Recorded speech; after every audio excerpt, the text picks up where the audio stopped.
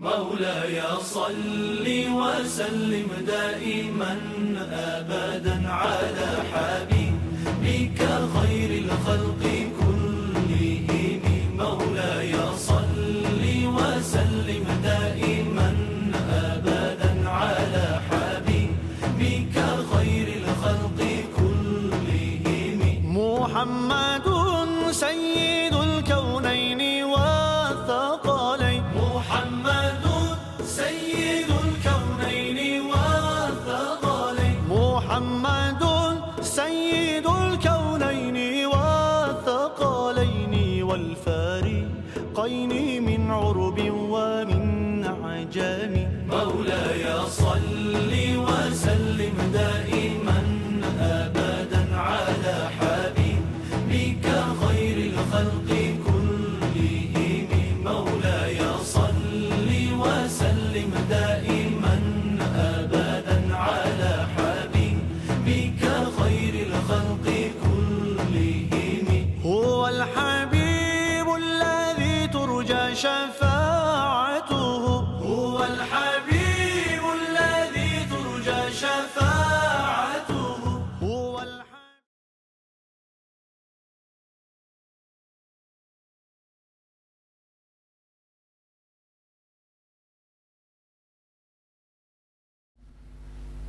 الحمد لله نحمده ونستعينه ونستغفره ونؤمن به ونتوكل عليه ونعوذ بالله من شرور أنفسنا ومن سيئات أعمالنا. من يهده الله فلا مضل له ومن يضلله فلا هادي له. ونشهد أن لا إله إلا الله وحده لا شريك له. ونشهد أن سيدنا ومولانا محمدا عبده ورسوله صلى الله تعالى عليه وعلى آله وصحبه وبارك وسلم. أما بعد فأعوذ بالله من الشيطان الرجيم. بسم الله الرحمن الرحيم. قال الله تبارك وتعالى في القرآن المجيد والفرقان الحميد.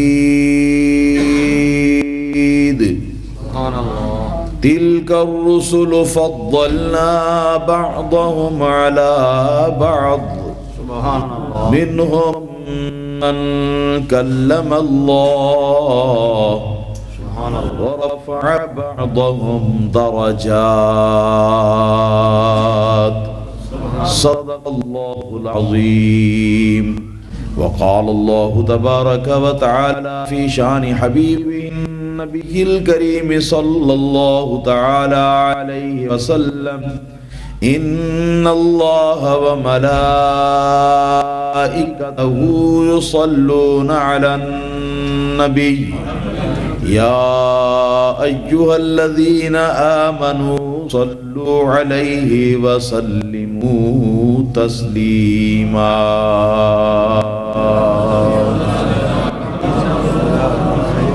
الصلاة والسلام عليك يا سيدي يا رسول الله وعلى آلك وأصحابك يا خير خلق الله.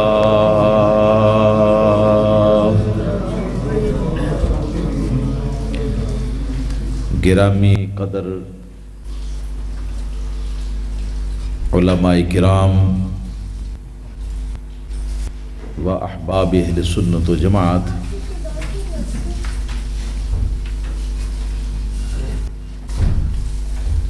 بڑی 11ویں شریف کی محفل ہے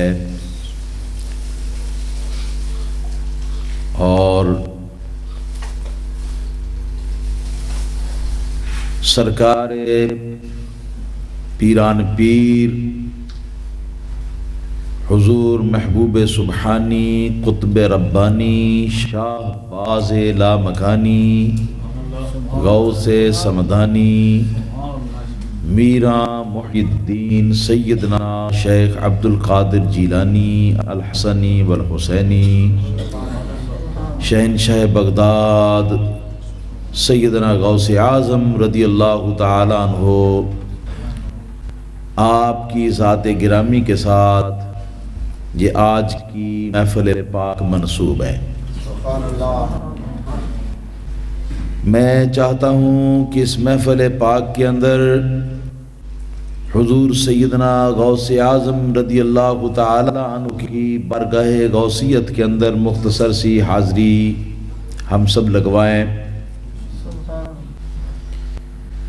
حضور غوث اعظم رضی اللہ تعالی عنہ کے درجے، آپ کے مرتبے، آپ کے روحانی مقامات بے انتہا اور ہماری سوچ اور فکر سے برا الورا ہے۔ بس مقصد یہ ہے کہ اپنے اپنے طریقے سے، اپنے اپنے انداز سے آج کے اس عظیم الشان جلسے کے جو خطبہ اور مائکروفون پر آنے والے حضرات ہیں وہ اپنی اپنی حاضری لگوا رہے ہیں، اور یہ سلسلہ اب انشاءاللہ تعالی اختتام پذیر ہونے والا ہے۔ حضور سیدنا غوث پاک رضی اللہ تعالیٰ عنہ کی ذات والا صفات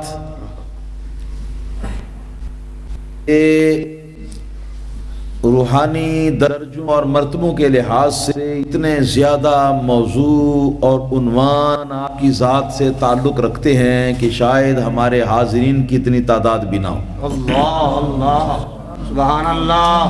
اور ایک آدمی جو تھوڑا بہت جانتا ہے وہ اس شش و پنج میں اور تردد میں ہو جاتا ہے کہ کیا عرض کروں اور کیا چھوڑوں۔ سبحان اللہ۔ اور دوسری طرف سے یہ بھی آواز آتی ہے یہی تو امتحان ہے، یہی تو امتحان ہے۔ سبحان اللہ۔ میں اپنے ایک طریقے سے حضور کی بارگاہ میں کچھ نذرانہ عقیدت پیش کرنا چاہتا ہوں۔ آپ حضرات اگر سمجھنے کی کوشش کریں گے اور سوچ سمجھ کر میرے ساتھ آگے بڑھتے چلیں گے تو انشاءاللہ تعالی نہ یہ کہ روحانی طور پر اللہ پاک کی طرف سے ہم پر سکینہ کی بارش ہوگی، بلکہ اللہ تعالی کے فضل و کرم سے ہم لوگوں کے اعتقاد بھی مضبوط اور درست ہوں گے، اور حضور سیدنا غوث پاک رضی اللہ تعالیٰ عنہ کی محبت کے اندر مضبوطی، پھر اس محبت کے ثمرات اور اس کے پھل بھی ہمیں ملیں گے انشاءاللہ۔ میرے دوستو، میں نے قرآن مجید فرقان حمید میں سے ایک بڑی مشہور آیہ کریمہ کی کچھ فکر تلاوت کرنے کا شرف حاصل کیا ہے، سبحان اللہ، جنہیں آپ سب جانتے ہیں۔ تیسرا پارہ یہاں سے شروع ہوتا ہے۔ رب تعالیٰ فرماتا ہے تِلْكَ الرُّسُلُ فَضَّلْنَا بَعْضَهُمْ عَلَى بَعْضٍ اللہ، مِنْهُمْ مَنْ كَلَّمَ اللَّهُ وَرَفَعَ بَعْضَهُمْ دَرَجَاتٍ۔ سبحان اللہ۔ تِلْكَ الرُّسُلُ، یہ سب ہمارے پیغمبر ہیں۔ فضلنا بعضهم على بعض، ان میں سے بعض کو ہم نے بعض پر برتری عطا کی ہے، سبحان اللہ، فضیلت عطا کی۔ اگرچہ نفس نبوت نفس رسالت کے اندر سب یکساں ہیں کہ سب ہمارے رسول ہیں، بے شک سب ہمارے نبی ہیں، بے شک نبی ہونے میں کوئی فرق نہیں، لیکن دیگر فضائل کے اعتبار سے ہم نے ان سب کو ایسا کر دیا ہے کہ برابر نہیں ہے سب، بلکہ کچھ کے مرتبے باقیوں سے زیادہ بلند و بالا رکھیں۔ منہم من کلم اللہ، سبحان اللہ، ان میں سے کچھ تو وہ ہیں کہ جن کو اللہ پاک نے اپنے ساتھ ہم کلام ہونے کا شرف عطا فرمایا۔ سبحان اللہ، عام یہ بات عوام کے اندر مشہور عام ہے کہ سیدنا موسیٰ علیہ السلام کے ساتھ اللہ پاک باتیں کرتا تھا، اللہ پاک ان کے ساتھ ہم کلام ہوتا تھا، اور جس وقت کلام کی باری آتی ہے ذکر کی تو حضرت موسیٰ علیہ السلام کی طرف توجہ آدمی کی خود بخود چلی جاتی ہے۔ لیکن معاف رکھیے کہ اسلامی لٹریچر کی روشنی میں حضرت موسیٰ علیہ السلام تنہا وہ ہستی نہیں ہے کہ جن کے ساتھ اللہ تعالیٰ نے کلام فرمایا ہو، سبحان اللہ، بلکہ اور بھی ہستیاں ہیں، اور سے کم مسلمان ہونے کی حیثیت سے حضور محمد رسول اللہ صلی اللہ علیہ وسلم کا امتی ہونے کی حیثیت سے ہر شخص اتنا تو جانتا ہے کہ شب معراج اللہ پاک نے سرکار دو عالم صلی اللہ علیہ وسلم کو لامکان پہ بلوایا، اور پھر وہاں نبی کریم صلی اللہ علیہ وسلم کے ساتھ اللہ پاک نے جو کلام فرمایا وہ ڈائریکٹ اور بلا واسطہ کلام تھا۔ سبحان اللہ، جناب موسیٰ علیہ السلام کے ساتھ جو کلام ہوا وہ پردے سے ہوا، پردے میں رہ کر ہوا۔ جناب محمد مصطفیٰ صلی اللہ علیہ وسلم کے ساتھ جو کلام ہوا وہ بے حجاب ہوا۔ اس لیے آپ حضرات سمجھنا چاہتے ہیں تو پھر سمجھ لیجئے جو ہم کلامی کا اور جیسا ہم کلامی کا شرف سرکار مصطفیٰ صلی اللہ علیہ وسلم کو اللہ پاک نے عطا فرمایا، حضرت موسیٰ علیہ السلام کو تو وہ نہیں ملا۔ سبحان اللہ، تو اس طرح اس اعتبار سے کہ اگر آپ کلیم اللہ یا اللہ پاک کے ساتھ ہم کلام ہونے والا کہنا چاہتے ہیں، سب سے افضل تو وہ ہمارے پیارے آقا و مولا جناب محمد رسول اللہ صلی اللہ علیہ وسلم کے ذات بابرکات۔ ہاں دیگر انبیاء کے اندر حضرت موسیٰ علیہ السلام زیادہ مشہور ہیں، لیکن اللہ پاک کلام اپنے بہت سے پیغمبروں کے ساتھ کرتا رہا ہے۔ حضرت آدم علیہ السلام کے ساتھ بھی کلام کیا ہے، حضرت عیسیٰ علیہ السلام کے ساتھ بھی کلام کیا ہے، موسیٰ علیہ السلام کے ساتھ بھی کیا ہے، حضرت ابراہیم علیہ السلام کے ساتھ بھی کیا ہے، حضرت یحییٰ علیہ السلام کے ساتھ بھی کیا ہے، اور بہت سے انبیاء کے ساتھ، اور اکثر انبیاء کے قصے تو خود قرآن پاک کے اندر ہیں۔ وَإِذْ قَالَ رَبُّكَ لِلْمَلَائِكَةِ، فرشتوں سے بھی کلام کیا ہے۔ وَإِذْ قُلْنَا لِلْمَلَائِكَةِ اسْجُدُوا، فرشتوں سے اللہ پاک نے خطاب کیا ہے، فرشتوں سے بھی، اور آدم علیہ السلام کے ساتھ بھی خطاب کرنے کا تذکرہ اسی ضمن میں سورہ بقرہ کے آغاز کے اندر آتا ہے کہ ہم نے یوں کہا، آدم علیہ السلام نے یوں کہا، ہم نے یہ کہا، آدم علیہ السلام نے یہ کہا۔ تو یہ ساری صورت مکالمے کی جو بنتی ہے تو اس کا ظاہر جو ہے وہ یہی بتاتا ہے کہ اللہ پاک کے کلام سے اللہ پاک کے اور بھی پیغمبر جو ہیں اللہ کے فضل و کرم سے مشرف ہوتے رہے، مگر یہ سر شرف انبیاء علیہ السلام کے گروہ میں سب سے زیادہ حضرت سیدنا موسیٰ علیہ نبینا علیہ السلام کو حاصل ہوا، اور ان سے بھی بڑھ کر ہم گنہگاروں کے پیارے آقا و مولا حضرت جناب محمد رسول اللہ صلی اللہ علیہ وسلم کو حاصل ہوا۔ تو یہ ضمناً ایک بات بیچ میں آ گئی تھی۔ پھر فرمایا وَرَفَعَ بَعْضَهُمْ دَرَجَاتٍ، اور کچھ پیغمبر خوش نصیب ایسے بھی ہیں، کوئی ایسا خوش نصیب بھی ہے پیغمبروں میں کہ جس کو اللہ پاک نے درجوں بلند کر دیا۔ سبحان اللہ، یہ ہستی کون ہے؟ یہ ہم گناہگاروں کے پیارے آقا و مولا جناب محمد رسول اللہ صلی اللہ علیہ وسلم کی ذات والا صفات ہے کہ اللہ پاک نے جو کچھ فضیلتیں اور کمالات، جو کچھ مناقب حضرت آدم علیہ السلام سے لے کر حضرت عیسیٰ علیہ السلام تک سارے پیغمبروں کو عطا فرمائے تھے، وہ سارے جمع کر کے ایک ذات محمد رسول اللہ صلی اللہ علیہ وسلم کے اندر اللہ پاک نے رکھ دیے، اور اس کے علاوہ اور بھی بے شمار ایسے کمالات سرکار کو علیحدہ بھی عطا فرمائے کہ جن میں کسی اور پیغمبر کا کوئی حصہ اور کوئی شراکت نہیں۔ سبحان اللہ۔ تو اس لیے یہ ہستی کہ جس ہستی کو اللہ پاک نے سارے پیغمبروں سے برتر اور بلند و بالا بے شمار درجے دے کے کر دیا، وہ ہستی حضور جناب محمد رسول اللہ صلی اللہ تعالی علیہ وسلم کی ذات بابرکات ہے۔ اور اعلیٰ حضرت امام شاہ احمد رضا خان فاضل بریلوی رحمۃ اللہ تعالی نے اسی لیے عرض کیا ہے سرکار دو عالم صلی اللہ علیہ وسلم کی بارگاہ میں اپنے نعتیہ کلام کے اندر، سب سے اعلیٰ و اولا ہمارا۔ امام شاہ احمد رضا خان فاضل بریلوی رحمۃ اللہ تعالی علیہ نے اسی لیے عرض کیا ہے سرکار دو عالم صلی اللہ علیہ وسلم کی بارگاہ میں اپنے نعتیہ کلام کے اندر، سب سے اعلیٰ و اولا ہمارا نبی، جھوم جھوم کے پڑھیے گا، سب سے اعلیٰ و اولا ہمارا نبی، سب سے بالا و والا ہمارا نبی، سب سے بالا و والا ہمارا نبی، اپنے مولا کا پیارا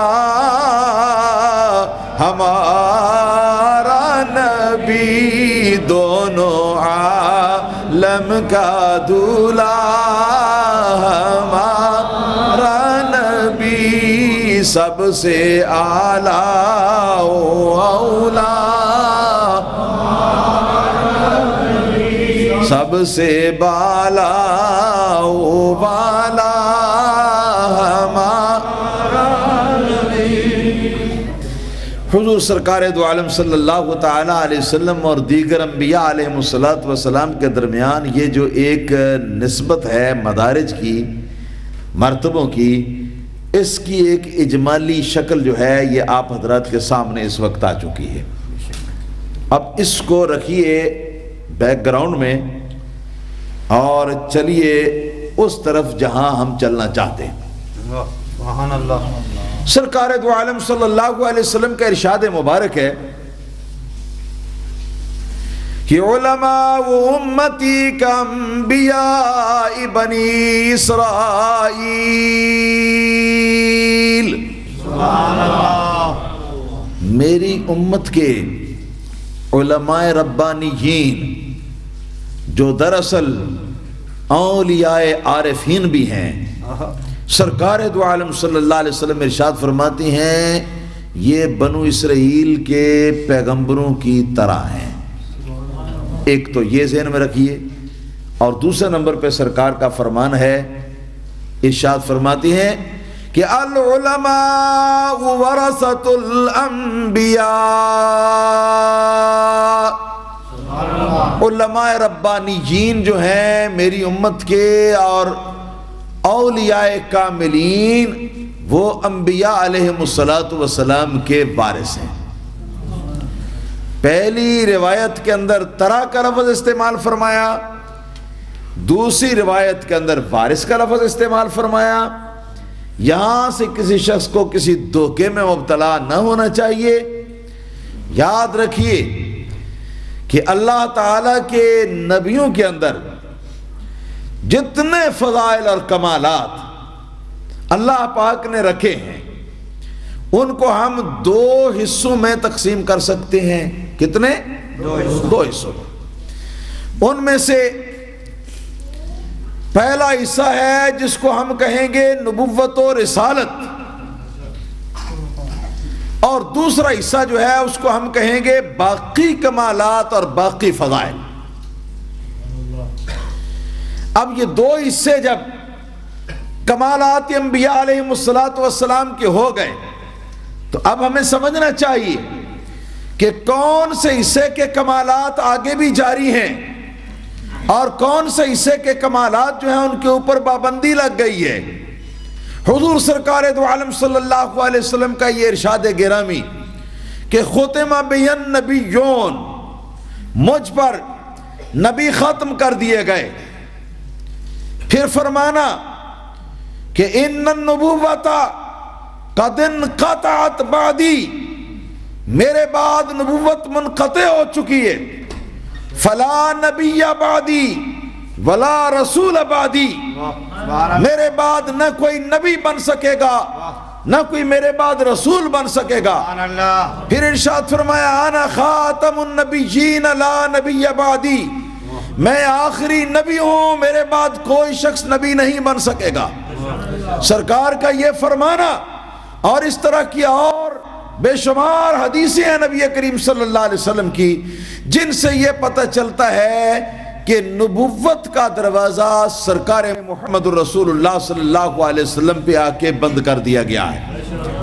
اب نبوت کسی نئے شخص کو مل نہیں سکتی، جس کو ملنا تھی اس کو مل چکی. اور یہ بھی یاد رکھیے کہ نبوت کوئی ایسی چیز نہیں ہے کہ جو کچھ عرصے تک آدمی کے لیے حاصل رہے اور کچھ عرصے کے بعد وہ ختم ہو جائے. نبوت ایسا ٹائٹل نہیں ہے جو ختم ہو جایا کرے. دنیا کے اندر آپ دیکھتے ہیں ایک آدمی 25 سال تک یونیورسٹی کے اندر لیکچر دیتا ہے، اور یونیورسٹی والے، گورنمنٹ والے اور عوام الناس سے کہتے ہیں پروفیسر. لیکن جس وقت 25 30 یا 40 برس وہ پورے کر کے ریٹائرڈ ہو کے یونیورسٹی سے فارغ ہو جاتا ہے، تو کیا اس فارغ ہو جانے کے بعد پروفیسر کا ٹائٹل اس سے چھن جاتا ہے یا واپس لے لیا جاتا ہے؟ کیوں بھائی؟ اب آپ نے اس کا نام لینا ہو تو کیسے کہیں گے؟ پروفیسر ہی کہیں گے نا، اور کیا کہیں گے؟ تو یاد رکھیے میرے دوستو کہ اگر پروفیسری کا ٹائٹل ایک بار ملنے کے بعد ختم نہیں ہو سکتا تو نبوت کا ٹائٹل تو بہت بڑا ٹائٹل ہے، رسالت کا ٹائٹل تو بہت بڑا ٹائٹل ہے. یہ کیوں کر ختم ہوگا؟ یہ ختم نہیں ہو سکتا. ہاں البتہ ہر نبی اور ہر رسول کے لیے اللہ تعالیٰ کے جو احکام اس کی شریعت کے اندر اترتے ہیں، ان احکام کو لوگوں تک پہنچانا جو ہے ایک خاص وقت سے لے کر ایک خاص وقت تک محدود پیریڈ کے اندر اس کے فرائض نبوت کے انجام دینے کی ڈیوٹی ہوتی ہے. یہ ڈیوٹی ختم ہو جاتی ہے لیکن نبوت ختم نہیں ہوتی. نبوت جاری و ساری اور باقی رہتی ہے. تو جن انبیاء علیہ السلام کو نبوت مل چکی، اب وہ مٹ نہیں سکتی، وہ کٹ نہیں سکتی، وہ چھٹ نہیں سکتی، ان سے علیحدہ نہیں ہو سکتی. لیکن یہ کہ ان کے نبوت کا فرائض انجام دینے کا جو پیریڈ تھا وہ پیریڈ ختم ہو چکا، اور وہ پیریڈ اب دوبارہ نہ تو ان کے لیے واپس آ سکتا ہے اور نہ کسی اور نئے نبی کو برانگیختہ کیا جا سکتا ہے. تو اس بات کو ذہن نشین رکھنے کے بعد اس سے سبق کیا ملا اور حاصل کیا بات ہوئی کہ نبوت اور رسالت جناب محمد رسول اللہ صلی اللہ علیہ وسلم پہ ختم ہو گئی. سرکار دو عالم صلی اللہ علیہ وسلم کے بعد اب کسی شخص کو نبوت اور رسالت مل نہیں سکتی. اب نبوت نہیں مل سکتی. اور کمالات انبیاء علیہ السلام دو طرح کے تھے. ایک تو وہ تھے جن کا تعلق ہی نبوت کے ساتھ ہے کہ بغیر نبی کے وہ ہو ہی نہیں سکتے، اور ایک وہ کہ جن کا تعلق حقیقت نبوت سے زائد ہے اور نبوت کے علاوہ اور رسالت کے علاوہ کمالات ہیں. تو اب پھر بات کلیئر ہو گئی جو حدیث پاک کے اندر ارشاد فرمایا گیا کہ میری امت کے علماء ربانیین اور اولیاء کاملین جو ہیں یہ بنو اسرائیل کی نبیوں کی طرح ہیں. مطلب اس کا یہ ہے کہ نبوت میں ان کی طرح نہیں ہو سکتے، رسالت میں ان کی طرح نہیں ہو سکتے، اس لیے کہ نبوت اور رسالت کا دروازہ تو بند ہو چکا ہے. اب جس چیز کا دروازہ کھلا ہے اسی کے اندر مماثلت اور اسی کے اندر ان کے ساتھ تشبیہ جو ہے وہ یہاں پر باقی ہے اور جاری ہے، اور وہ ہے وہ کمالات جو نبوت اور رسالت کے علاوہ اللہ پاک نے ان کو عطا فرمائے ہیں. تو اس کا واضح مطلب یہ ہوا کہ جو کمالات نبوت اور رسالت کے علاوہ اور جو حالات اور جو مناقب اور جو فضائل اللہ پاک نے پہلے انبیاء علیہ السلام کو عطا فرمائے ہیں، میری امت کے علماء ربانیین اور اولیاء کاملین جو ہیں ان کو بھی ایسے حالات دنیا کے اندر اور ایسے کمالات اور ایسے فضائل اور مناقب جو ہیں وہ پیش آئیں گے اور ان کو بھی وہ ملیں گے. اور دوسری حدیث جس کے اندر فرمایا گیا العلماء ورثۃ الانبیاء، اس میں علماء ربانین اور اولیاء کاملین کو نبی پاک صلی اللہ علیہ وسلم نے نبیوں کا وارث قرار دیا، اور نبیوں کا وارث کس بات میں قرار دیا ہے؟ وہاں چیزیں خزانے ہیں وہاں دو، جو خزانہ ہوتا ہے اس میں وراثت ہوتی ہے، خزانے ہیں وہاں دو، ایک خزانہ نبوت و رسالت کا اور ایک خزانہ اس کے علاوہ باقی فضائل اور کمالات کا۔ تو نبوت و رسالت کے اوپر پابندی لگ چکی، یہ اب آگے منتقل نہیں ہو سکتی، اس لیے جو باقی کمالات اور جو باقی فضائل ہیں، اور باقی کمالات اور فضائل کے اندر حضور سرکار دو عالم صلی اللہ علیہ وسلم کی امت کے علماء ربانیین اور اولیاء عارفین جو ہیں، ان کو اللہ تعالیٰ کے فضل و کرم سے انبیاء علیہم الصلوۃ کا وارث قرار دیا گیا۔ اب اس کا نتیجہ کیا نکلا؟ نتیجہ یہ نکلا کہ نبوت اور رسالت کے علاوہ باقی جو فضائل و کمالات پہلے انبیاء علیہم الصلوۃ کو اللہ پاک نے عطا فرمائے، ان کمالات اور ان فضائل اور ان مناقب اور ان خوبیوں کے اندر حضور سرکار دو عالم صلی اللہ علیہ وسلم کی امت کے علماء ربانیین اور اولیاء کاملین جو ہیں، ان کو ان نبیوں کا وارث قرار دیا گیا ہے، یعنی ان کے یہ کمالات ان مقدسین کی طرف منتقل ہوئے، ان کی طرف منتقل ہوئے۔ اور اس کی اگر تفصیل آپ چاہیں تو میں اختصار کے ساتھ اتنا عرض کر سکتا ہوں کہ ہر پیغمبر کو نبوت اپنی جگہ، رسالت اپنی جگہ، مگر مزاج تو اپنا اپنا نا جی۔ جو مزاج اللہ پاک نے آدم علیہ السلام کو عطا فرمایا وہ نوح علیہ السلام کو نہیں عطا فرمایا، جو نوح علیہ السلام کو عطا فرمایا وہ ابراہیم علیہ السلام کو نہیں عطا فرمایا، جو ابراہیم علیہ السلام کو عطا فرمایا وہ اسماعیل علیہ السلام کو نہیں عطا فرمایا، جو اسماعیل علیہ السلام کو عطا فرمایا وہ اسحاق علیہ السلام کو نہیں عطا فرمایا، جو اسحاق علیہ السلام کو عطا فرمایا وہ ایوب علیہ السلام کو نہیں عطا فرمایا، جو ایوب علیہ السلام کو عطا فرمایا وہ یعقوب علیہ السلام کو عطا نہیں فرمایا، جو یعقوب علیہ السلام کو عطا فرمایا وہ یحییٰ علیہ السلام کو عطا نہیں فرمایا، جو یحییٰ علیہ السلام کو عطا فرمایا وہ زکریا علیہ السلام کو نہیں عطا فرمایا، جو زکریا علیہ السلام کو عطا فرمایا وہ عیسیٰ علیہ السلام کو عطا نہیں فرمایا۔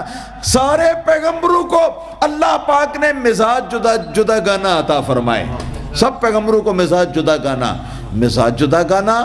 پھر سب پیغمبروں کو اللہ پاک نے روحانیت کے اندر نبوت کے علاوہ مراتب بھی جدا گانا جو ہے وہ عطا فرمائے ہیں۔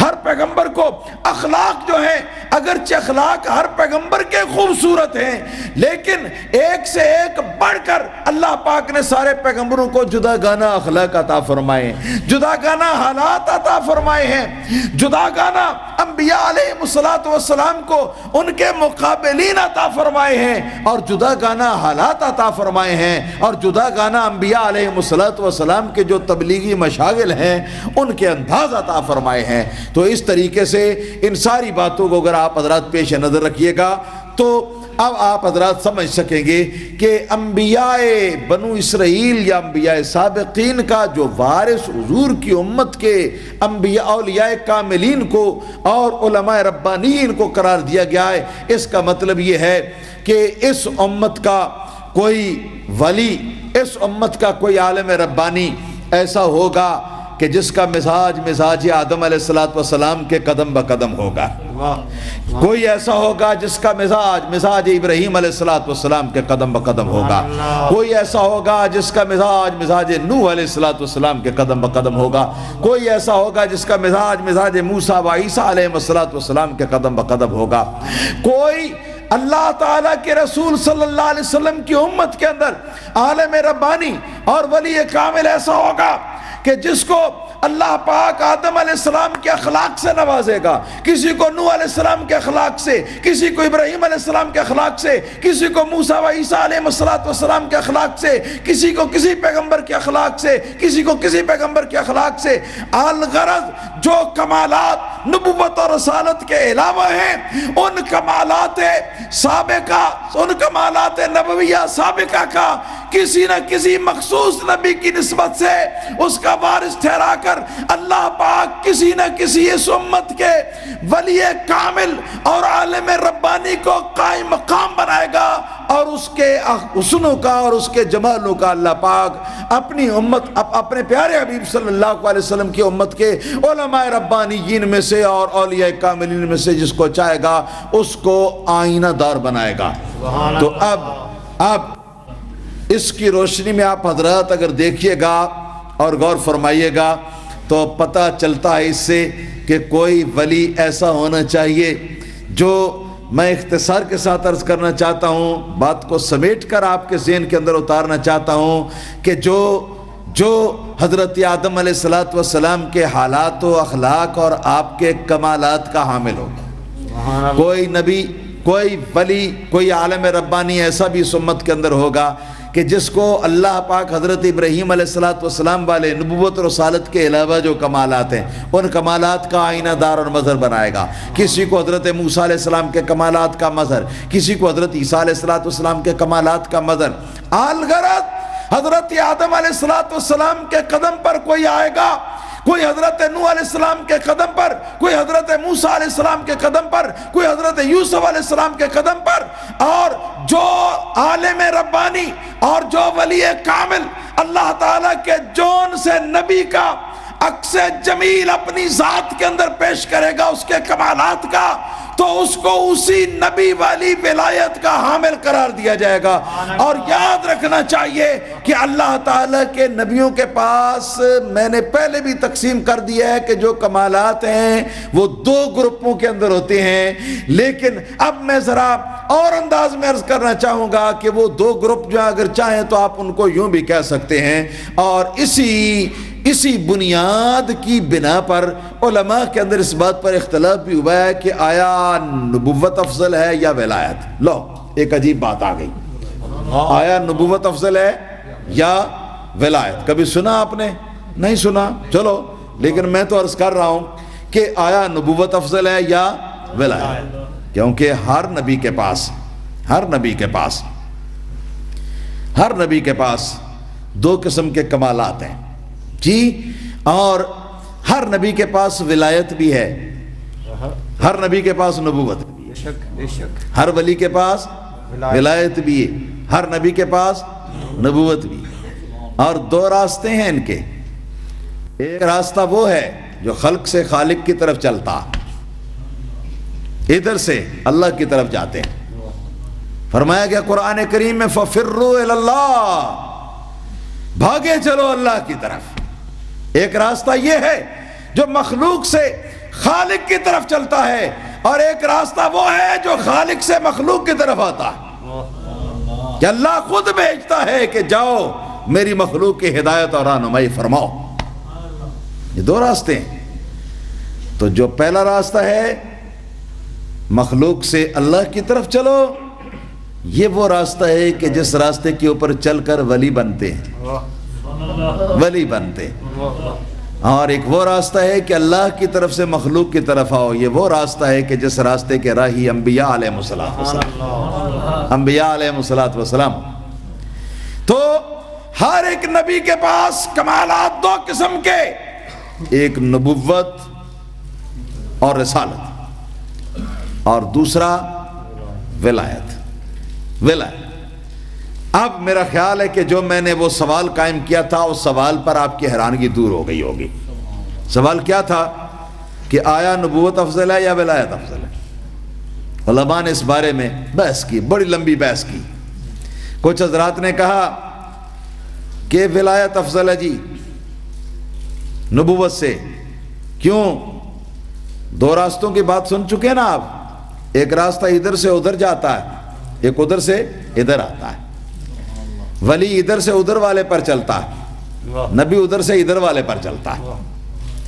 تو وہ کہتے ہیں چونکہ ادھر سے جانے والوں کا نسب العین اللہ کی ذات ہے، جو ادھر سے آ رہے ہیں ان کا نسب العین مخلوق ہے، تو ظاہر ہے ایک مخلوق کی طرف آ رہا ہے، ایک اللہ کی طرف جا رہا ہے، تو افضل کون سی چیز ہونی چاہیے؟ وہ کہتے ہیں ولایت افضل ہے۔ لیکن اس کے ساتھ یہ بھی مانتے ہیں کہ ہر نبی کو ولایت کا مرتبہ بھی حاصل ہے، یہ بھی مانتے کوئی نبی ولایت کے مرتبے سے خالی نہیں ہے، اور اللہ تعالیٰ کے نبیوں کی جو ولایت ہے وہ دوسرے اولیاء کرام کی ولایتوں سے بھی افضل ہے، وہ ان کے اپنے معیار کی ہے، معیار اپنا اپنا ہوتا ہے نا۔ خیر، دوسرے حضرات نے یہ کہا ہے کہ نہیں اللہ تعالیٰ کے نبی کی ولایت، وہ کہتے ہیں کہ ولایت جو ہے اس سے نبوت افضل ہے۔ پتہ ہے کیوں؟ اس لیے کہ ولی تو اب جا رہا ہے مقبول ہونے کے لیے وہاں، نبی کی پہلے رسائی وہاں پر ہو چکی ہے، مقبول ہو چکا ہے، نبی تب بنانا، پہلے مقبول ہوا پھر نبی بنانا ہے نا، پہلے مقبول ہوا پھر ولی بنانا۔ اب جو ولی بن کر وہ نبی بن کر مخلوق کی طرف آ رہا ہے، اس میں کہتے ہو کہ نسب العین مخلوق ہے؟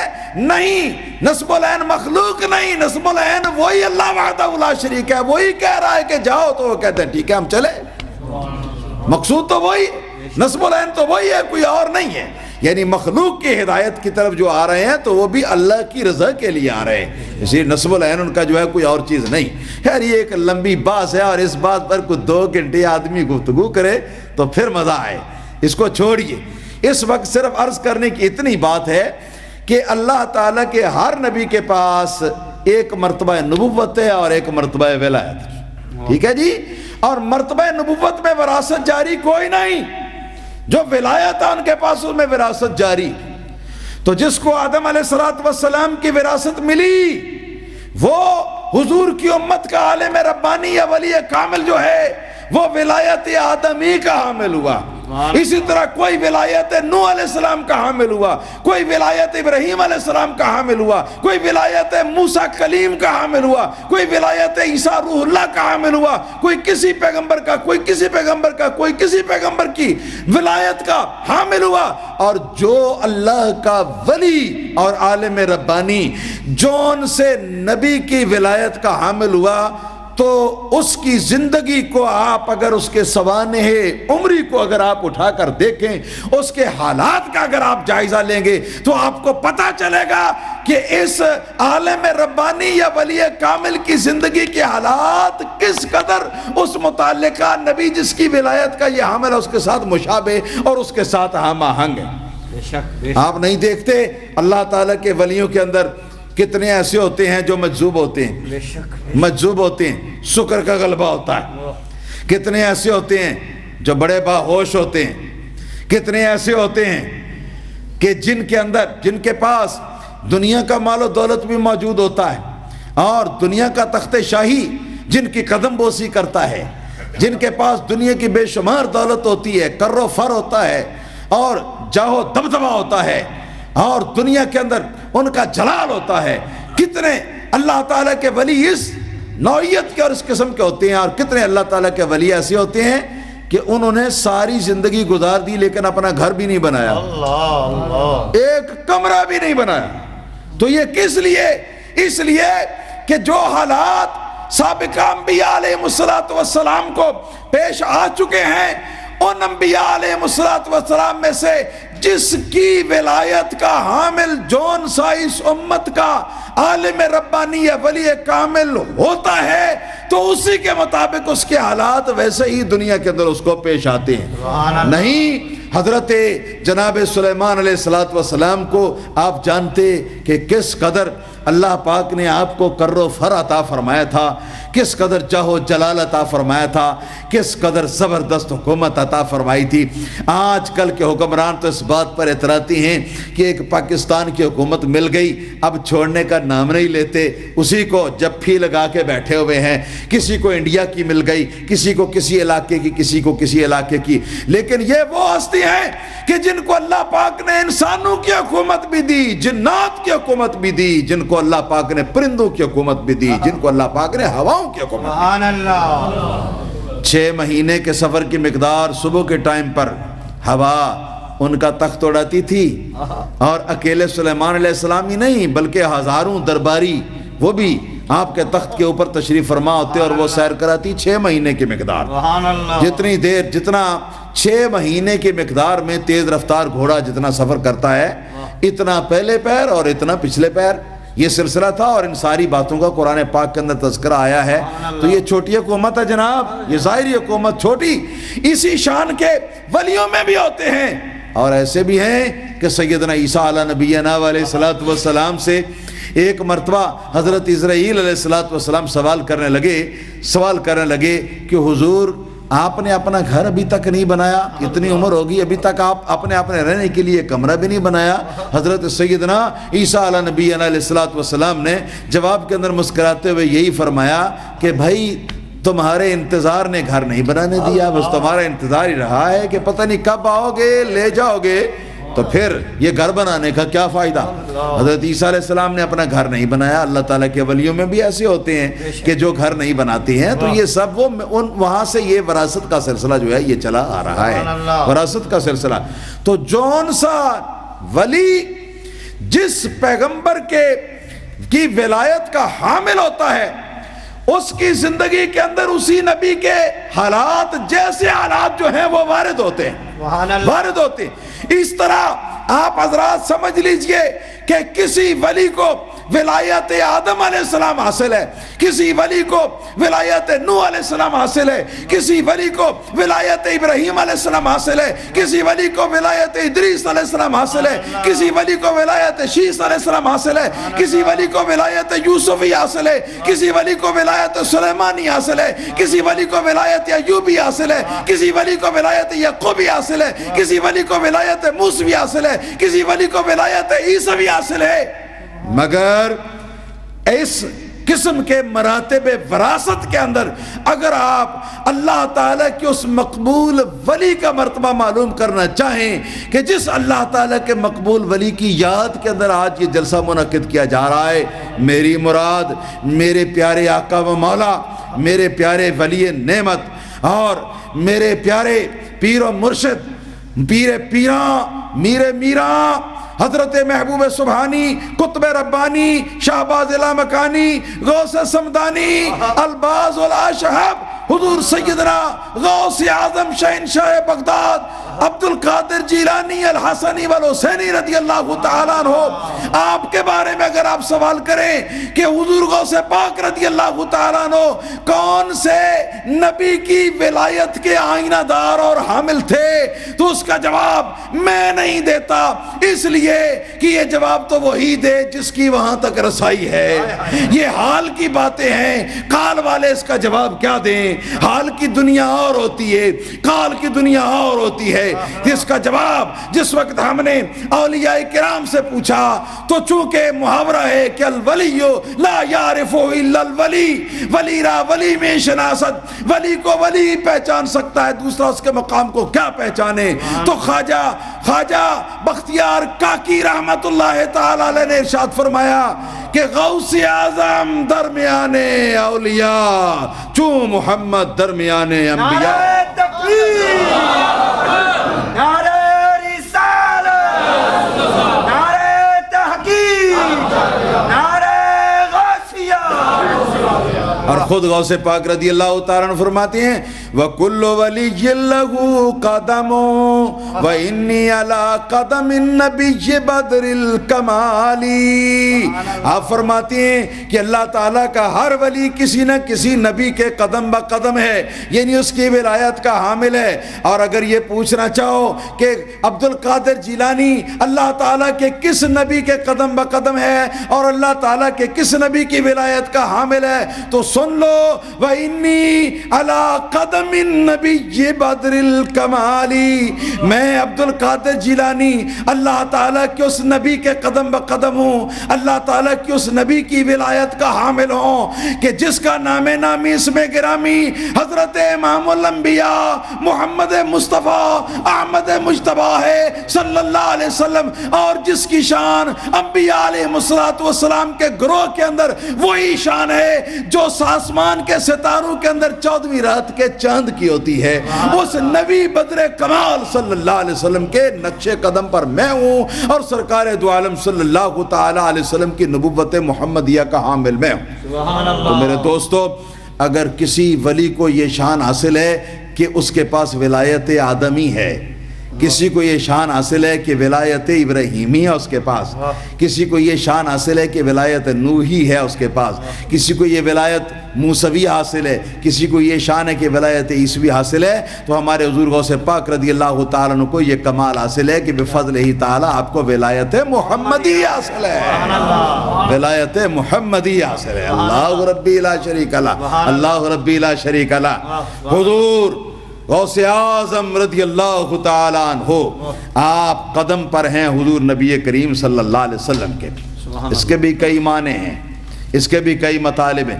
ایک مطلب تو یہ ہے کہ حضور کے جو نبوت کے علاوہ باقی حالات ہیں ان حالات میں آپ حضور کے قدم بقدم ہیں، یعنی آپ کے ان کمالات کے آئینہ دار ہیں، ان کمالات کا عکس جمیل اپنی سیرت و صورت کے اندر حضور پیش کرتے ہیں۔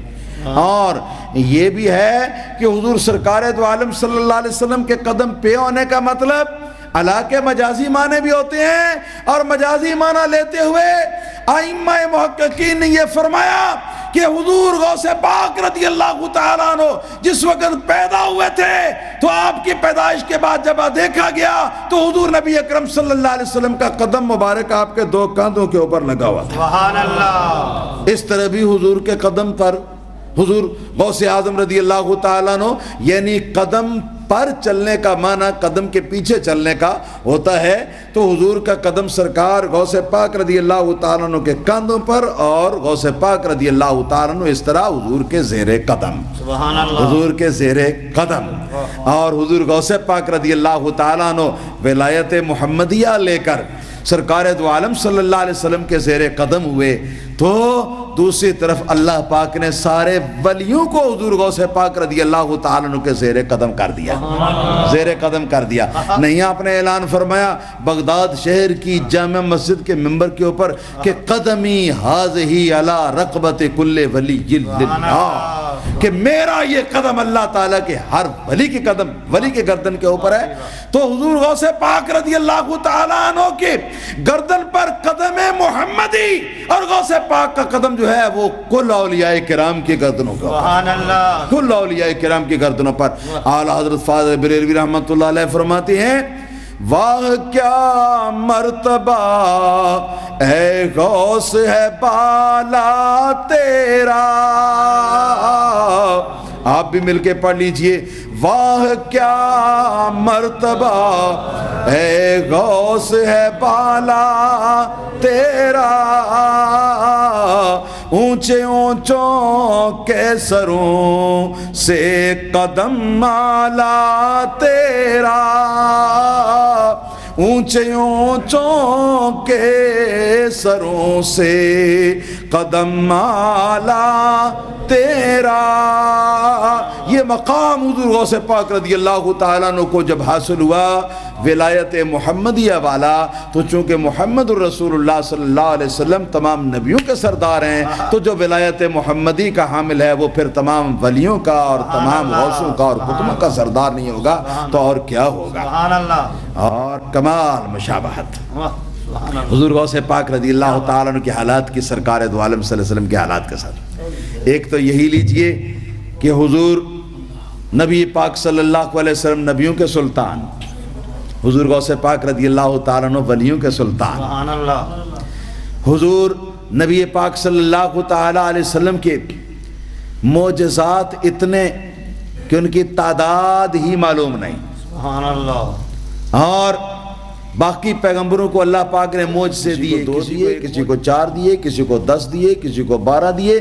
ضعیف سے ضعیف روایت جو ملتی ہے تو جس نبی کے بارے میں زیادہ معجزات کا تذکرہ آیا تو 16 معجزات دیے، مگر سرکار محمد الرسول اللہ صلی اللہ علیہ وسلم کا جب معاملہ آیا تو اللہ پاک نے یہ نہیں فرمایا کہ حبیب تجھے میں کتنے معجزے دے کے بھیجوں، بلکہ فرمایا قد جاءکم برہان من ربکم، اے پیارے حبیب علیہ الصلوۃ والسلام تجھے معجزے دے کے کیوں کیسے بھیجوں، تجھے تو میں معجزہ بنا کر بھیج رہا ہوں، معجزہ بنا کر بھیج رہا ہوں، معجزہ بنا کر، معجزہ بنا کر حضور کو بھیج رہا ہوں۔ تو سرکار معجزہ بن کے آئے، اور معجزہ اس طرح بن کے آئے کہ آپ کے جسم کا ایک ایک بال یا بال کے برابر جسم مبارک کا ایک ایک حصہ جو ہے، اگر آپ اس کے معجزات پر ریسرچ کریں کامل ریسرچ کریں تو ساری زندگی گزر جائے مگر کمالات کی تہہ تک نہ پہنچ سکے. بے شک بے شک بے شک. سرسی نظر سے دیکھیں تمہارے ایک ایک عضو کے سینکڑوں متعلقہ معجزات جو ہیں کتب احادیث کے اندر لکھے ہوئے موجود ہیں. بے شمار معجزات سرکار دو عالم صلی اللہ علیہ وسلم کو اللہ پاک نے عطا فرمائے. جو معجزات صحابہ نے آگے بیان کیے اور پھر آگے محدثین نے ان کو قلم بند کر لیا، ان معجزات کی تعداد جو ہے وہ 4000 تک ہے. بعض حضرات نے 10,000 تک یہ تعداد پہنچائی ہے. 10,000 سے زیادہ لکھے نہیں جا سکے، لیکن اس کا مطلب یہ نہیں کہ اور تھے ہی نہیں، تھے بہت زیادہ. کتنے زیادہ؟ اتنے زیادہ کہ صحابہ فرماتے ہیں کہ سرکار دو عالم صلی اللہ علیہ وسلم کی کسی بھی مجلس میں کوئی بھی اگر بیٹھ جاتا تو وہ معجزہ دیکھے بغیر وہاں سے اٹھ نہ پاتا. اٹھنے سے پہلے 1 2 یا جتنے بھی اس کی قسمت میں ہوتے وہ معجزات دیکھتا تو اٹھتا. اسی طرح میرے دوستو کمال مشابہت ہے یہاں پر بھی. حضور سیدنا غوث العالمین غوث اعظم رضی اللہ تعالیٰ عنہ کی ذات بابرکات جو ہے حضرت شیخ عبدالحق محدث دہلوی رحمۃ اللہ تعالیٰ علیہ زبدۃ الاسرار شریف کے اندر فرماتی ہیں کہ آپ کے کرامات جو ہیں وہ سلسلہ مروارید ہے. آپ کے کرامات سلسلہ مروارید ہے، جس کا ایک سرا اوپر بندھا ہوا ہے، دوسرا سرا جو ہے وہ نیچے لٹک رہا اور نیچے سے کاٹ دیا گیا ہے. سلسلہ مروارید آپ سمجھتے ہیں، اور تسبیح سمجھ لو، ریشمی دھاگا ہے نہ اتمولا ہے. تسبیح کے دانے اس کے اندر دانوں کی تسبیح کے دانوں کی طرح سچے موتی اس کے اندر پرو دیے گئے ہیں. اور وہ تسبیح جو اس کا ایک سرا عرش الہی کے ساتھ متعلق ہے، دوسرا سرا نیچے ہے، اور نیچے سے جو جہاں اخیر ہے وہاں گرہ لگی ہوئی ہے، تو وہاں سے کینچی کے ساتھ آپ گرہ کو کاٹ دیں. اب پھر کیا ہوگا؟ کیا ہوگا؟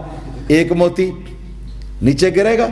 ابھی وہ زمین پر پہنچ نہیں پایا کہ دوسرا چل پڑا، ابھی وہ پہنچ نہیں پایا تیسرا چل پڑا. اس طرح وہ سارے یہ کے بعد دیگرے چلتے چلیں گے. حضرت شیخ محقق فرماتے ہیں کہ غوث پاک رضی اللہ تعالیٰ عنہ کی کرامات سلسلہ مروارید ہیں، اور فرماتے ہیں کہ ایک کرامت کا ظہور ابھی مکمل نہیں ہو لیتا تھا کہ دوسری کرامت کا ظہور شروع ہو جاتا. سبحان اللہ سبحان اللہ. یہ کیا ہے؟ یہ ولایت محمدیہ ہی کا تو صدقہ ہے. سبحان اللہ. ولایت محمدیہ ہی کا تو صدقہ ہے، اور کیا ہو سکتا ہے یہ؟ پھر اللہ پاک نے نبی پاک صلی اللہ تعالی علیہ وسلم کو کمال درجے کا شورا عطا فرمایا. گروہ انبیاء علیہ السلام میں اور ایک جگہ پر جمع بھی کر دیا آپ، مسجد اقصی میں لیلۃ المعراج میں. اور حضور غوث پاک رضی اللہ تعالیٰ عنہ کے لیے بھی یہ کیا کہ آپ کے لیے بھی شورا اللہ پاک نے عظیم رکھا. آپ کا چرچہ بھی 4 دانگ عالم میں پھیلا دیا. اور ایک وقت وہ آیا کہ جس وقت سرکار دو عالم صلی اللہ علیہ وسلم عین اس حالت میں کہ غوث پاک رضی اللہ تعالیٰ عنہ تقریر فرما رہے تھے، حضور نبی پاک صلی اللہ علیہ وسلم کشف میں جلوہ افروز ہوئے اور فرمایا کہ عبد القادر اعلان کرو، اپنا پاؤں اٹھا کے اعلان کرو، ایسے اٹھا کے اعلان کرو، قدمی ہذہ علی رکبۃ کل ولی اللہ، میرا یہ قدم اللہ کے ہر ولی کی گردن کے اوپر ہے. ٹانگ اٹھا کے اس طرح پاؤں اٹھا کے اعلان کرو. عرض کیا کہ حضور یہاں بڑے بڑے غوث موجود ہیں، حضور یہاں بڑے بڑے کتب موجود ہیں، ابدال موجود ہیں، اوتاد موجود ہیں، بڑے بڑے ولی موجود ہیں، میں کیسے یہ کہوں؟ سرکار دو عالم صلی اللہ علیہ وسلم نے ارشاد فرمایا کہ میرے حکم سے کہو اور اللہ پاک کے حکم سے کہو. تم خود نہیں کہو، میرے حکم سے کہو اور اللہ پاک کے حکم سے کہو. تو جس وقت غوث پاک رضی اللہ تعالیٰ نے یہ اعلان فرمایا قدمی ہذہ علی رکبۃ کل ولی اللہ، تو اس آواز کو، یہ آواز کیسی تھی؟ جیسے کہ وہ سرکار کی آواز کے بارے میں حالی نے کہا وہ بجلی کا کڑکا تھا یا صوت ہادی، کہ عرب کی زمین جس نے ساری ہلا دی. یہ بھی بجلی کا کڑکا تھا یا صوت ہادی، کہ دنیا کی زمین جس نے ساری ہلا دی. حضور غوث پاک کا یہ اعلان کرنا تھا کہ علامہ امام نور الدین شتنوفی رحمۃ اللہ علیہ بہجت الاسرار شریف کے اندر مختلف واقعات نقل کر کے یہ ثابت کرتے ہیں کہ آپ کی یہ آواز جو ہے، اس آواز کو اللہ پاک نے پوری کائنات کے اندر پہنچایا. یہاں تک کہ جو ولی اللہ دنیا کے اندر دوسرے مقامات پہ اس وقت موجود تھے، حلقہ درس میں درس دے رہے ہیں، حلقہ مریدان میں فیض روحانی بانٹ رہے ہیں، ان کے کانوں تک وہی آواز پہنچی پہنچی اور یہ آواز اللہ پاک نے پہنچائی تو اس آواز کو سن کر انہوں نے وہیں پہ اپنا سر جھکا دیا اور کہا صدقت یا شیخ، صدقت یا شیخ، حضور آپ نے سچ کہا۔ کسی نے یہاں تک کہا بل قدمک علی رأسی ولا عینی، آپ کا قدم مبارک میری آنکھوں پر بھی ہے، میرے سر پر بھی ہے۔ اور یہاں تک یہ سلسلہ بڑھا کہ وہ لکھتے ہیں کہ اہل عرفان فرماتے ہیں کہ عالم ارواح کے اندر جن اولیاء کرام کی روحیں ابھی دنیا کے اندر آنا باقی تھیں وہاں تک بھی آواز پہنچی، اور جس طریقے سے وہ پوچھا تھا الستو بربکم تو جواب میں آیا تھا وہ قالو بلا قرآن پاک میں آتا ہے، اسی انداز پہ جس طرح عالم ارواح میں سرکار محمد الرسول اللہ صلی اللہ علیہ وسلم کی نبوت اور رسالت کی تصدیق و تائید اور نصرت کے بارے میں معاہدہ اللہ پاک نے لیا تھا وَإِذْ أَخَذَ اللَّهُ مِيثَاقَ النَّبِيِّينَ لَمَا آتَيْتُكُم مِّن كِتَابٍ وَحِكْمَةٍ، اسی انداز پہ عالم ارواح میں حضور غوث پاک رضی اللہ تعالیٰ عنہ کی یہ آواز جو ہے تمام ارواح اولیاء تک پہنچا دی، اور وہاں ارواح اولیاء نے وہاں روحانی حالت کے اندر اپنے آپ کو جھکا دیا اور کہا صدقت یا شیخ، صدقت یا شیخ۔ حضرت خواجہ معین الہند معین الدین چشتی اجمیری رحمت اللہ تعالی علیہ کے بارے میں ایک روایت ہے کہ آپ غزنی کے پہاڑوں کے کسی غار کے اندر آپ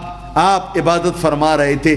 آپ نے اس وقت جب آواز کو سنا تو اپنے سر کو اتنا جھکایا اتنا جھکایا اتنا جھکایا کہ آپ کا سر مبارک جو ہے وہ زمین کو چھو گیا، زمین کو چھو گیا، اور کہا بل علی رأسی وعلی عینی، حضور میری آنکھوں پر بھی آپ کا قدم اور میرے سر پر بھی آپ کا قدم۔ حضور غوث پاک رضی اللہ تعالیٰ عنہ این اسی کشفی حالت کے اندر آپ مسکرا دیے۔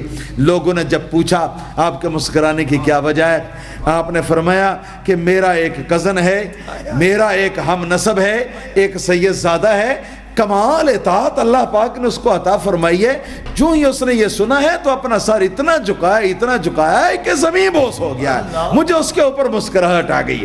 حضرت شیخ علی الحیاتی رضی اللہ تعالیٰ عنہ جو اس مجلس کے اندر موجود تھے اور اپنے زمانے کے غوث تھے، وہ اٹھے اور اٹھ کر آگے ممبر شریف کی طرف بڑھے، اپنا سر مبارک ممبر کی پہلی سیڑھی کے اوپر رکھا، حضور غوث پاک کا قدم جو ہے اس کو اٹھا کر اپنی گردن کے اوپر رکھا اور کہا صدقت یا شیخ، صدقت یا شیخ، حضور آپ جو کچھ کہہ رہے ہیں وہ سچ کہہ رہے ہیں۔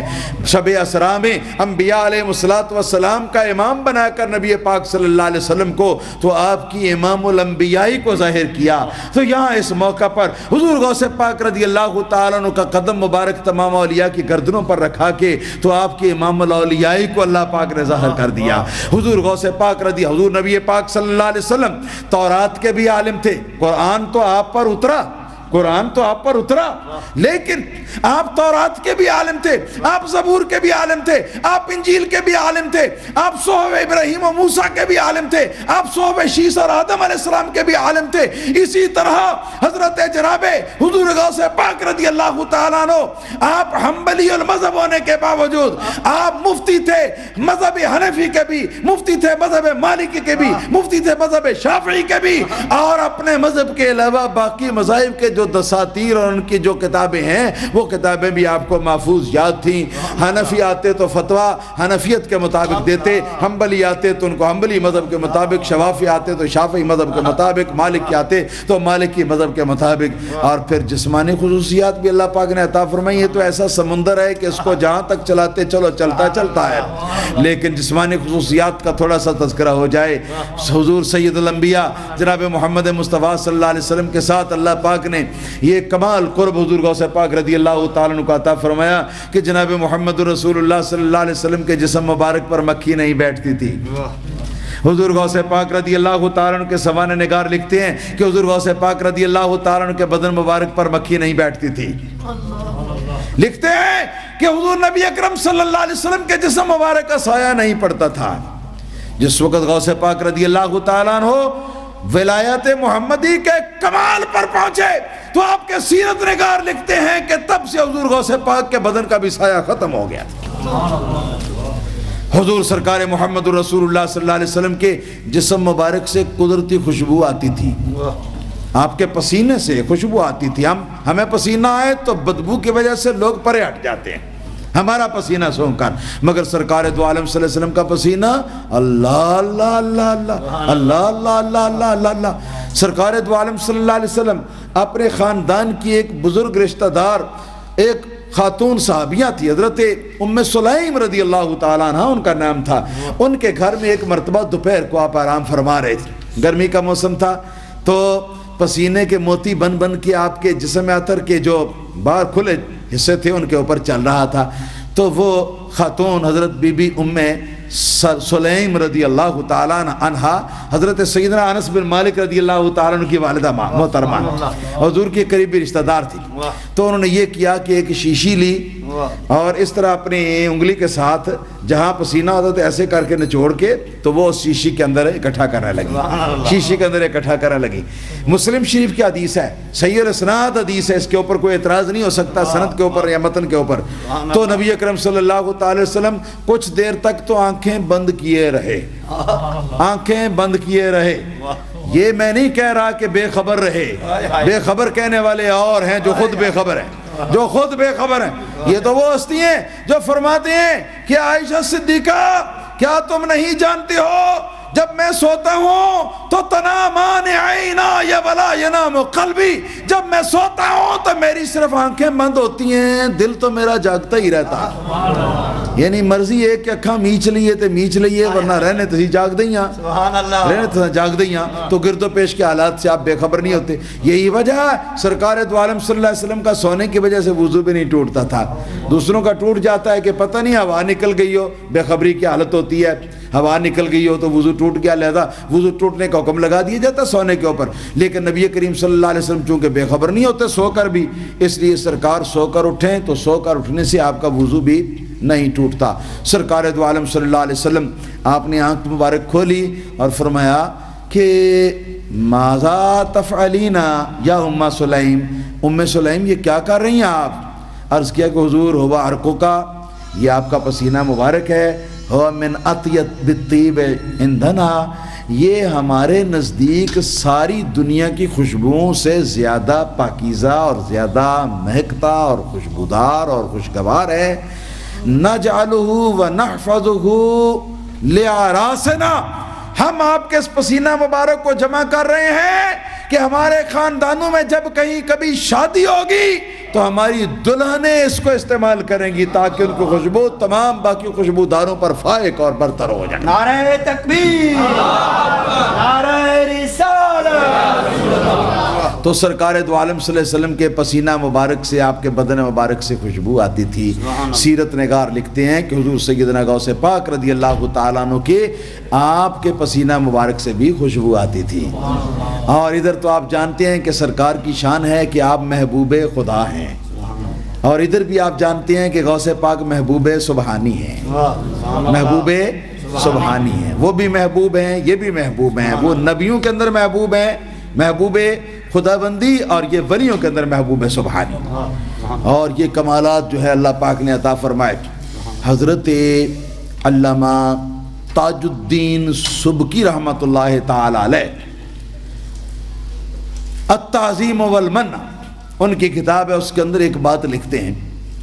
اس بات کا محصل یہ ہے کہ پہلے پیغمبر جو تھے وہ اپنے اپنے زمانے کے اندر جناب محمد رسول اللہ صلی اللہ علیہ وسلم کے گویا نائب تھے. عالم ارواح میں نبی پاک صلی اللہ علیہ وسلم نے ان پیغمبروں کی روحانی تربیت کا فریضہ انجام دیا تھا. تو یہ پیغمبر جو دنیا میں آئے یہ بھی نبی پاک صلی اللہ علیہ وسلم کی نبوت سے باہر نہیں تھے، بلکہ ان کی نبوت نبی پاک صلی اللہ علیہ وسلم کی نبوت کی نیابت میں تھی. انہوں نے یہ لکھا، اور یہ بات اور بزرگوں نے بھی لکھی ہے.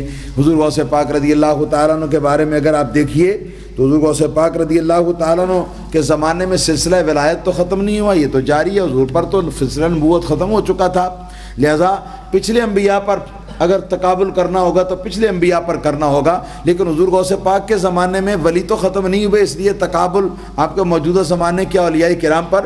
اور وہ یہ کہ جتنے سلسلے روحانیت کے غوث پاک رضی اللہ تعالیٰ عنہ کے سلسلہ قادریہ کے علاوہ دنیا کے اندر جاری ہوئے ہیں، ان تمام سلسلوں کے اندر غوث پاک رضی اللہ تعالیٰ عنہ کا فیض اللہ پاک نے جاری و ساری کر دیا. سبحان اللہ. تو گویا سارے نبی جناب محمد رسول اللہ صلی اللہ علیہ وسلم کی نبوت کے اندر سے گویا کے نائب ہیں، تو گویا سارے ولی حضور غوث پاک رضی اللہ تعالیٰ عنہ کی ولایت کے نائب ہیں، آپ کے ولایت کے سلسلے میں نائب ہیں.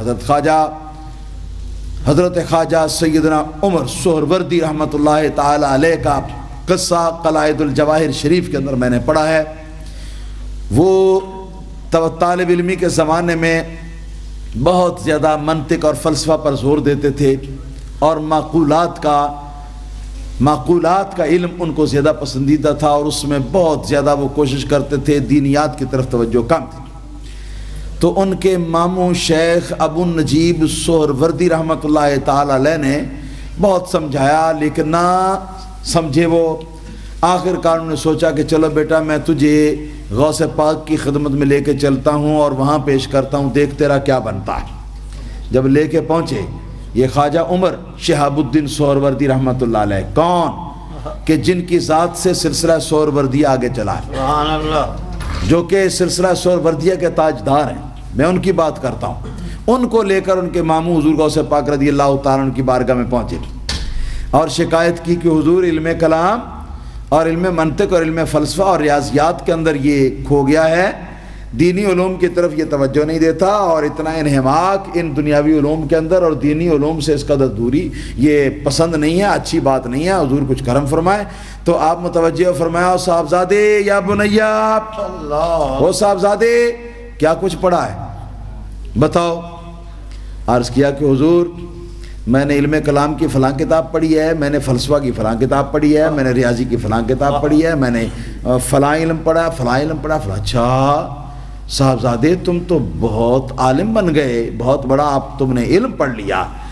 اس کے ساتھ ہی حضرت غوث اعظم رضی اللہ تعالیٰ عنہ نے اپنا دست مبارک ان کے سینے کے اوپر پھیرا، سبحان ان کے اللہ، سینے کے اوپر دست مبارک پھیرا اور پھیرنے کے ساتھ ساتھ آپ ارشاد فرماتے ہیں او صاحبزادے بتا کیا کچھ پڑھا ہے، آپ بتا.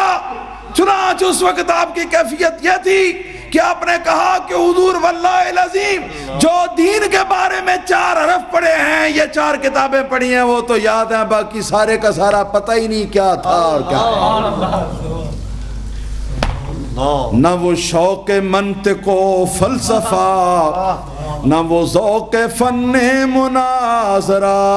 سبحان اللہ، پہلے سب کچھ تھا مگر اب نہ وہ شوق منطق و فلسفہ، نہ وہ ذوق فن مناظرہ. میرے دل سے یار کی یاد نے جو پڑھا لکھا تھا بھلا دیا. میرے دل سے یار کی یاد نے جو پڑھا لکھا تھا بھلا دیا. اس طرح ان کی کایا پلٹ گئی اور ان کے دل کی دنیا جو ہے وہ بدلنے کے بعد ان کے رخ، ان کا جو رخ تھا اس کی توجہ یہ دنیاوی علوم کے بجائے دینی علوم کی طرف ہوئی. اور پھر اس کے بعد تو پھر یہ ہوا کہ اپنے زمانے کے اندر وہ روحانیت والوں کے امام اور پیشوا. سبحان اللہ، آپ کی کتاب عوارف المعارف شریف تصوف کے اوپر مستند ترین کتاب اس وقت بھی دنیا کے اندر موجود ہے، جس سے بڑے بڑے اکابر اولیاء کرام فائدہ اٹھاتے ہیں، جس سے بڑے بڑے اکابر اولیاء کرام اور علماء عظام جو ہیں وہ مستفید ہوتے رہتے ہیں. اسی طرح سلسلہ چشتیہ کے اندر حضور غوث پاک رضی اللہ تعالیٰ عنہ کا فیض ہے، سلسلہ نقش بندیہ کے اندر حضور غوث پاک رضی اللہ تعالیٰ عنہ کا فیض ہے، سلسلہ سہروردیہ کے بارے میں تو آپ نے معلوم کر ہی لیا. حضرت مجدد الفسانی شیخ احمد سرہندی نقش بندی رحمت اللہ تعالی علیہ آپ اپنے مکتوبات شریف کے اندر لکھتے ہیں کہ جب سے حضور غوث پاک رضی اللہ تعالیٰ عنہ کی ذات بابرکات ولایت محمدیہ کے تاج کے ساتھ تاجدار ہوئی، تب سے لے کر قیامت تک جتنی ولایتیں ہیں، جتنے اللہ کے قرب کے مرتبے اس راستے کے ہیں، جتنی روحانیتیں ہیں، وہ ساری اللہ پاک نے غوث اعظم کے ہاتھ میں دے دی ہیں. اب حضور غوث پاک رضی اللہ تعالیٰ عنہ جس کو ولایت دیتے ہیں وہ ولی بن جاتا ہے، جس کو نہیں دیتے وہ محروم اور مردود ہے. پھر فرماتی ہیں کہ میں بھی اپنے زمانے کے اندر غوث پاک رضی اللہ تعالیٰ عنہ کے نائب کی حیثیت سے آپ کا فیض یافتہ ہونے کی حیثیت سے دنیا کے اندر کام کر رہا ہوں. آگے پھر آپ نے یہ شعر بھی لکھا ہے، آپ نے فرمایا کہ حضور غوث پاک کا جو مشہور شعر ہے نا، اس شعر کا بھی یہی مطلب ہے. وہ شعر کیا ہے؟ افلت شموس الاولین وشمسنا، افلت شموس الاولین وشمسنا ابدا علی فلک لولا لا تغربو. حضور غوث پاک رضی اللہ تعالیٰ عنہ فرماتے ہیں کہ پہلے ولیوں کے ولایتوں کے سورج طلوع ہوئے، پھر بلند ہوئے، پھر بلند تر ہوئے، پھر وسط آسمان میں آئے، پھر ڈھل گئے اور پھر ڈوب گئے، مگر فرماتے ہیں کہ میں عبد القادر جیلانی کی ولایت کا سورج طلوع ہوا، پھر آگے بڑھا، پھر اور اوپر ہوا، پھر مقام استوا پہ پہنچا، اور مستوی پہ پہنچنے کے بعد اب پھر کیا ہے، وہی دوپہر کے سورج کی طرح چمک دمک رہا ہے، اور انشاءاللہ تعالیٰ اب قیامت آ جائے گی اور یہ میری ولایت کا سورج کبھی بھی غروب نہیں ہوگا۔ افلت شموس الاولین و شمسنا ابدا لا فلک لا تغربو، یہ بیان ہے مجدد الفسانی رحمت اللہ تعالی علیہ کا۔ اور حضرت خواجہ معین الدین اجمیری رحمت اللہ علیہ کا سر جھکانا تو آپ نے پہلے معلوم کر لیا۔ اس طرح سلسلوں کے اندر بھی حضور سیدنا غوث پاک رضی اللہ تعالیٰ عنہ کا فیضان جاری ہے، جیسے کہ نبیوں کی نبوتوں کے اندر نبوت محمدیہ کا فیضان جاری تھا، اسی طرح ان ولیوں کی ولایتوں کے اندر فیضان غوثیت جو ہے وہ جاری ہے۔ میرا خیال ہے ٹائم کافی ہو چکا ہے اور اب ختم شریف بھی ہونا ہے، تو اس لیے میں ان الفاظ کے اوپر میں اکتفا کرتا ہوں۔ میرا گلا خراب ہے اور درد ہو رہی ہے، لیکن آپ حضرات دعا فرمائیں گے اور حضور غوث پاک رضی اللہ تعالیٰ عنہ کا کرم ہوگا تو انشاءاللہ تعالیٰ شفا ہوگی۔ اللہ پاک کی بارگاہ میں دعا ہے کہ اللہ پاک اس مرکز کو شاد اور آباد رکھے اور اس کو زیادہ سے زیادہ ترقیاں عطا فرمائے۔ حضرت مولانا قاری زمر صاحب کی اللہ تعالیٰ مسائی جمیلہ کے اندر برکت عطا فرمائے، اور ان کی ساتھی جو ٹیم ہے یہاں کی منتظمہ کمیٹی کی، اللہ پاک اس کے مسائی جو ہیں ان کے اندر بھی برکات فرمائے، اور اللہ پاک زیادہ سے زیادہ ہم سب کو دین کی خدمت کرنے کی توفیق عطا فرمائے، کہ یہی دراصل وہ چیز ہے کہ جو ہمیں ہمارے کام آنی ہے، باقی ساری چیزیں تو یہیں چھوڑ جائیں گے۔ اللہ پاک وحدہ لا شریک اپنے پیارے محبوب صلی اللہ علیہ وسلم کی شفاعت نصیب فرمائے ہم سب کو۔ مولاي صل وسلم دائما ابدا على حبيبك خير الخلق كلهم، مولاي صل وسلم دائما ابدا على حبيبك خير الخلق كلهم، محمد سيد الكونين والثقلين، محمد سيد الكونين والثقلين، محمد سيد الكونين والثقلين والفارقين من عرب ومن عجم، مولاي صل وسلم دائما ابدا على حبيبك خير الخلق كلهم، مولاي صل وسلم دائما ابدا على حبيبك خير الخلق كلهم، هو الحبيب الذي ترجى شفاعته